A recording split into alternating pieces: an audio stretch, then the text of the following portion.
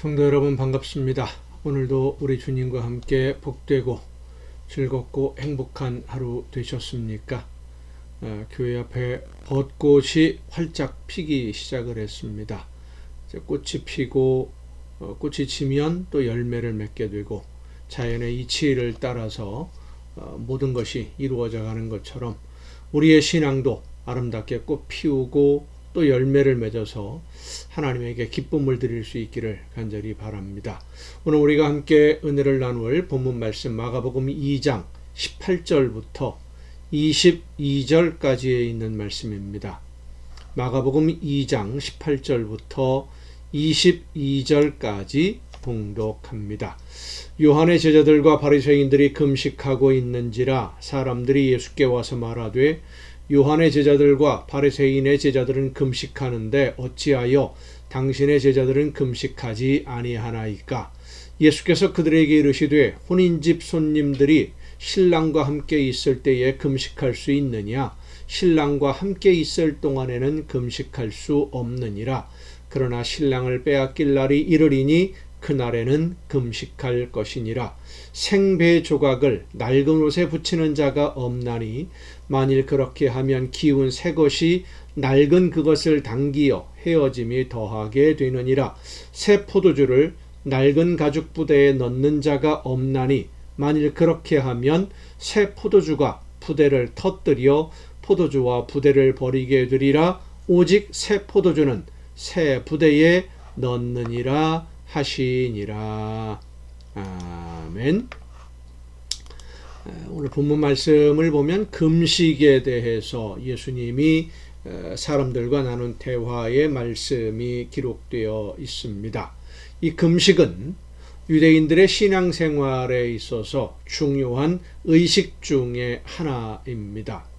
제일 중요한 금식이 이제 속죄일의 금식인데 대제사장이 1년에 한 번 하나님에게 제물을 드리면서 모든 백성들의 죄를 용서해 달라고 용서를 구하는 속죄일이 있습니다. 이 속죄일이 되면 모든 백성들이 금식하면서 자신의 죄를 회개합니다.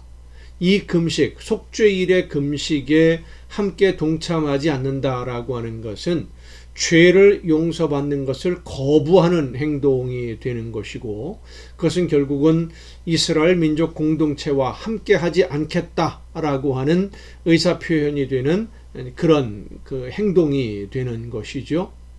또 유대인들 전체가 금식하는 절기들이 1년에 몇 번 있는데 예루살렘의 성전이 파괴된 것을 기억하는 날, 그러면 또 온 백성들이 함께 금식하면서 아픔을 되새기기도 하고 죄를 회개하며 비극을 애도하는 그런 상징적인 행동으로 금식을 하곤 했었습니다.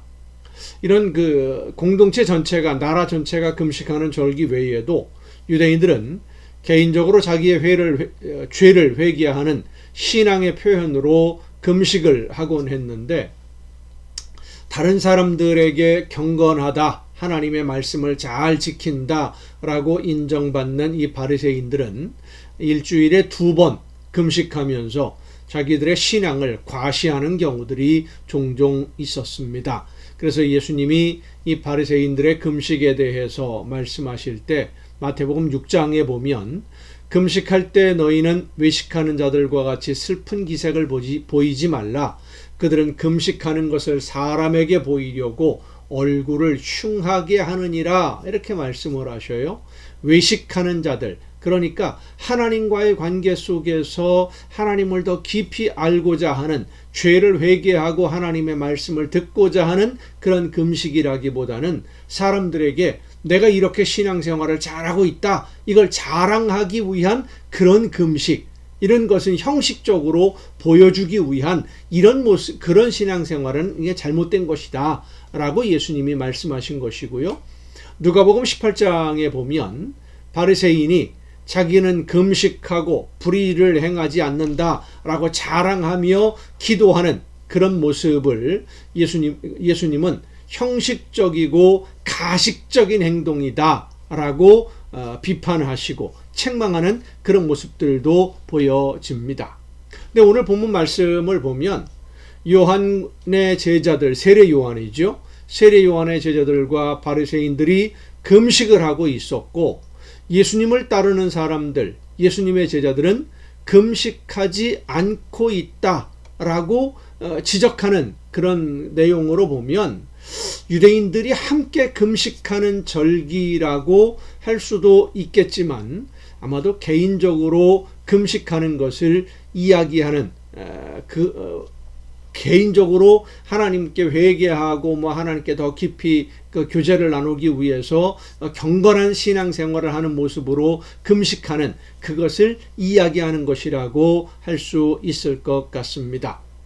만약 예수님이나 예수님을 따르는 사람들이 유대인들의 금식절기, 대속죄일이라든지 한우카절이라든지 이런 여러 가지 절기들이 있는데 그런 절기에 금식을 하지 않아서 그런 금식에 왜 함께 하지 않느냐라고 문제를 제기하는 것이라고 한다면 상당히 위험한 일이지요.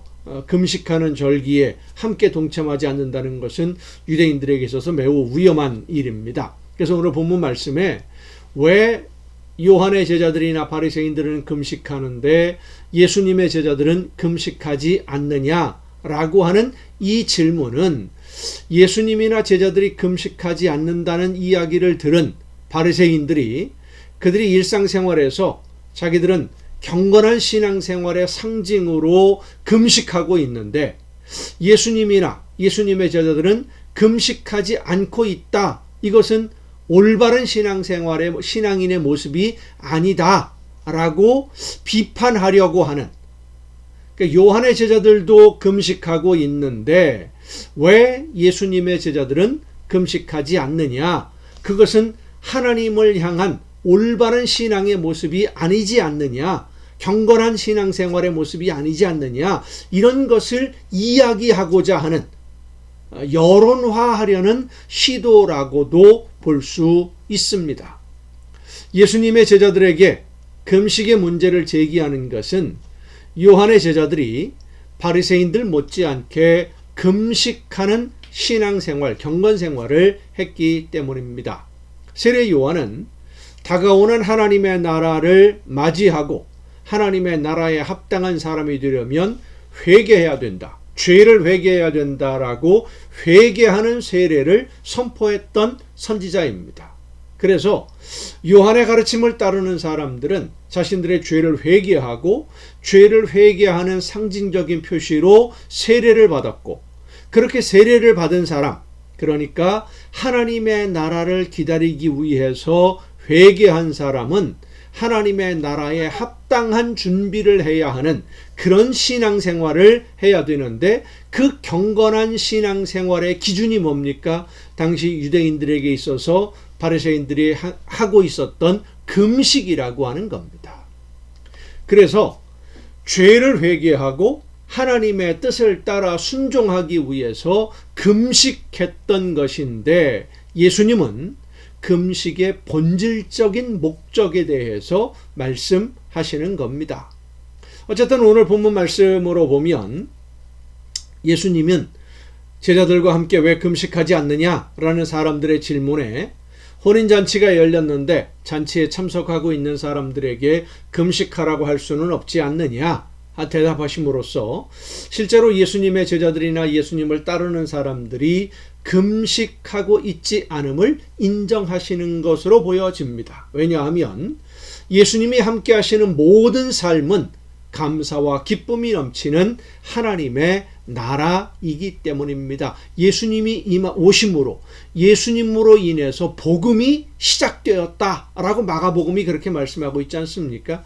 예수님이 함께 하시는 그 삶 전체가 바로 하나님의 나라인데 그것은 하나님의 나라는 기쁨과 감사가 넘치는 곳인데 이런 의미를 지금 예수님은 설명하고 있지만 예수님이 말씀하시는 하나님의 나라를 이해하지 못하는 유대인들이나 바리새인들에게는 예수님의 제자들은 하나님을 경건하게 따르지 않는 이상한 사람들로 보였을 것입니다.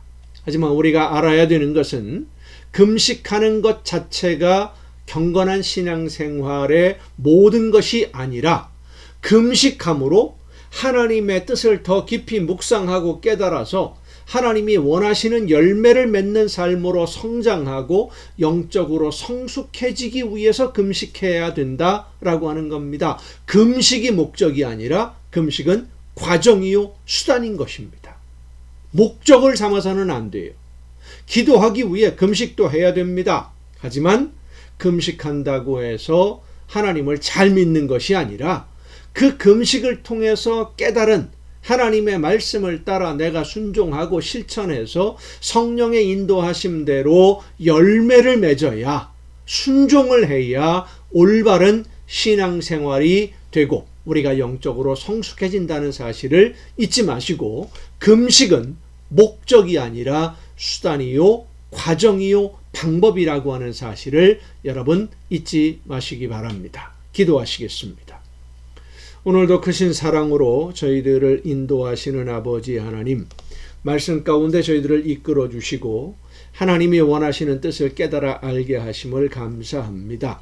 목적이 아닌 것을 목적으로 삼는 어리석은 자들이 되지 않게 하옵시고, 영원한 하나님의 나라를 바라보며 하나님이 원하시는 대로 깨우쳐 주시는 대로 믿고 순종하며 실천함으로써 하나님이 기뻐하시는 아름다운 열매를 날마다 풍성하게 맺어가는 우리 모두가 되게 하여 주시옵소서.